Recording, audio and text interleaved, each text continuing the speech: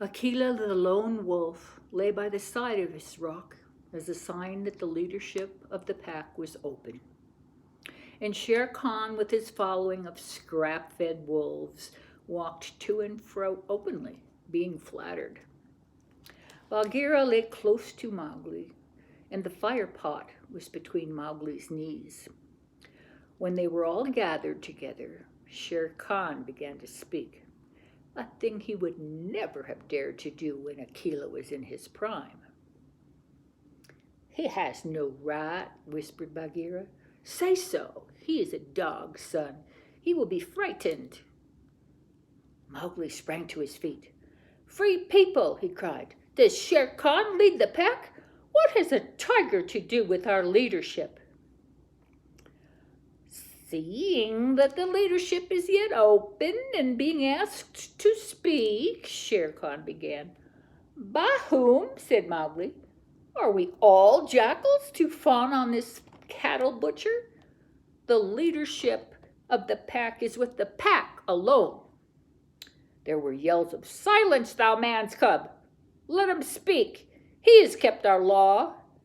And at last the seniors of the pack thundered, "Let the dead wolf speak." When a leader of the pack has missed his kill, he is called a dead wolf as long as he lives, which is not long as a rule. Akela raised his old head wearily.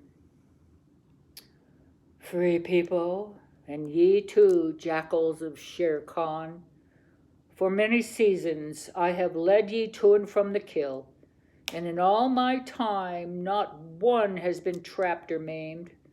Now I have missed my kill. Ye know how that plot was made. Ye know how ye brought me up to an untried buck to make my weakness known. It was cleverly done. Your right is to kill me here on the Council Rock now. Therefore I ask, who comes to make an end of the lone wolf? For it is my right by the law of the jungle that ye come one by one." There was a long hush, for no single wolf cared to fight Akela to the death. Then Shere Khan roared, "Bah! What have we to do with this toothless fool? He is doomed to die. It is the man cub who has lived too long. Free people, he was my meat from the first. Give him to me. I am weary of this man-wolf folly. He has troubled the jungle for 10 seasons. Give me the man-cub, or I will hunt here always and not give you one bone. He is a man, a man's child, and from the marrow of my bones I hate him." Then more than half the pack yelled, "A man! A man! What has a man to do with us? Let him go to his own place." "And turn all the people of the villages against us?" clamored Shere Khan. "No, give him to me. He is a man, and none of us can look him between the eyes." Akela lifted his head again and said, "He has eaten our food. He has slept with us. He has driven game for us. He has broken no word of the law of the jungle. Also, I paid for him with a bull when he was accepted. The worth of a bull is little, but Bagheera's honor is something that he will probably fight for," said Bagheera in his gentlest voice. "A bull paid 10 years ago," the pack snarled. "What do we care for bones 10 years old?" "Or for a pledge," said Bagheera, his white teeth bared under his lip. "Well, are ye called the free people?" "No man's cub can run with the people of the jungle," howled Shere Khan. "Give him to me." "He is our brother in all but blood," Akela went on. "And ye would kill him here? In truth, I have lived too long. Some of ye are eaters of cattle, and of others I have heard that under Shere Khan's teaching ye go by dark night and fetch children from the village's doorstep. Therefore I know ye to be cowards, and it is to cowards I speak. It is certain that I must die, and my life is of no worth, or I would offer that in the man cub's place. But for the sake of the honor of the pack, it little matter that by being without a leader ye have forgotten.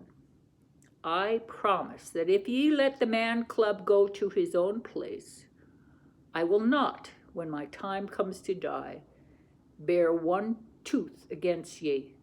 I will die without fighting.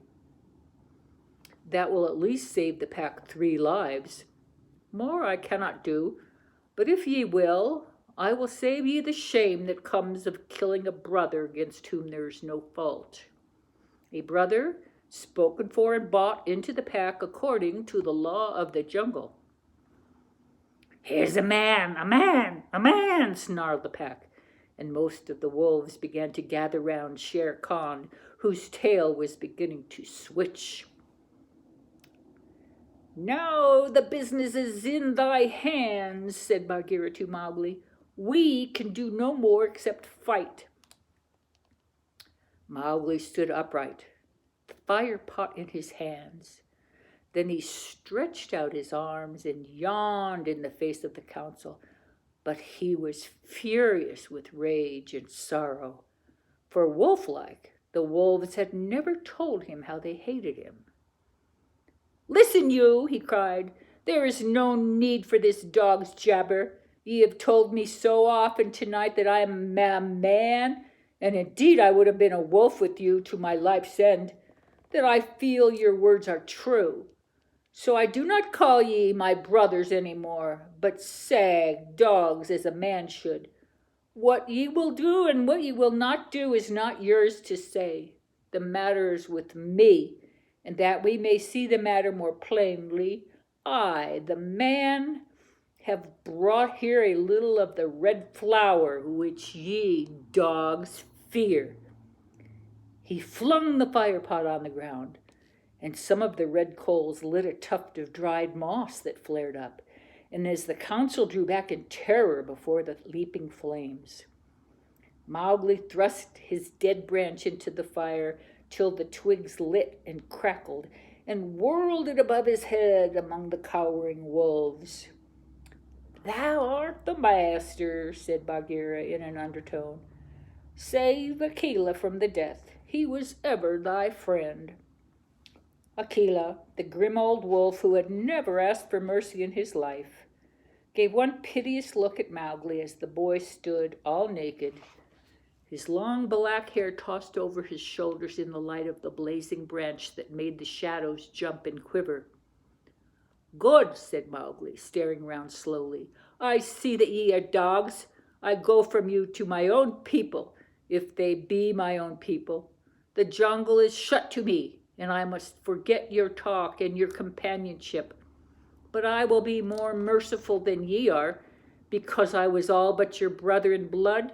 I promise that when I am a man among men, I will not betray ye to men as ye have betrayed me.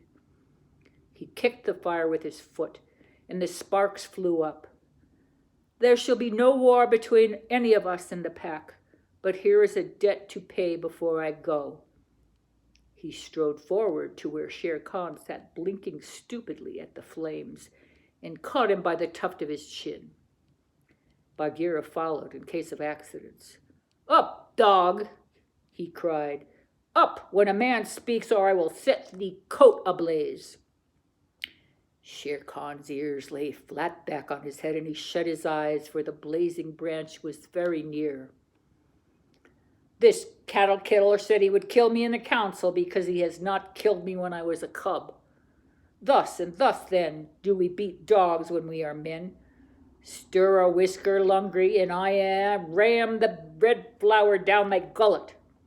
He beat Shere Khan over the head with the branch, and the tiger whimpered and whined in an agony of fear. Pah! Singed jungle cat, go now. But remember, when next I come to the council rock, as a man should come, it will be with Shere Khan's hide on my head. For the rest, Akela goes free to live as he pleases. Ye will not kill him, because that is not my will. Nor do I think that ye will sit here any longer, lolling out your tongues as though ye were somebody's instead of the dogs whom I drive out. Thus, go!" The fire was burning furiously at the end of the branch, and Mowgli struck right and left around the circle, and the wolves ran howling with the sparks burning their fur. At last there were only Akela, a Bagheera, and perhaps 10 wolves that had taken Mowgli's part. Then something began to hurt Mowgli inside him, as he had never been hurt in his life before. And he caught his breath and sobbed, and the tears ran down his face. "What is it? What is it?" he said. "I do not wish to leave the jungle, and I do not know what this is. Am I dying, Bagheera?" "No, little brother. Those are only tears such as men use," said Bagheera. "Now I know thou art a man, and a man's cub no longer. The jungle is shut indeed to thee henceforth. Let them fall, Mowgli. They are only tears." So Mowgli sat and cried as though his heart would break, and he had never cried in all his life before. "Now," he said, "I will go to men, but first I must say farewell to my mother." And he went to the cave where she lived with Father Wolf, and cried on her coat while the 4 cubs howled miserably. "You will not forget me?" said Mowgli. "Never while we can follow a trail," said the cubs. "Come to the foot of the hill when thou art a man, and we will talk to thee, and we will come into the croplands to play with thee by night." "Come soon," cried Father Wolf. "Oh, wise little frog, come again soon.